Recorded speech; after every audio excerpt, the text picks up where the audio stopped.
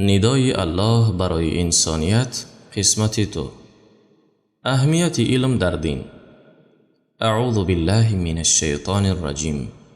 یا ایها الناس كلوا مما في الارض حلالا طیبا ولا تتبعوا خطوات الشیطان إنه لكم عدو مبين إنما يأمركم بالسوء والفحشاء وأن تقولوا على الله ما لا تعلمون.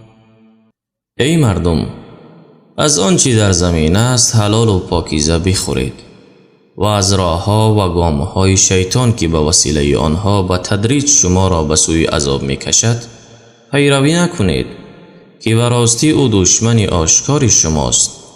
او شما را تنها به بدی و زشتی فرمان می‌دهد و بر آن می‌دارد تا آنچه را که نمی‌دانید به الله تعالی نسبت دهید. سوره بقره آیه 168 و 69.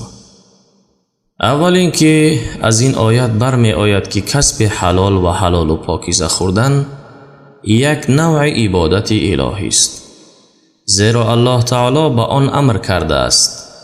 حلال دارای دو وصف می باشد: یکم پاکیزه باشد و نجس نباشد، دوم فایده آور باشد و ضرر آور نباشد.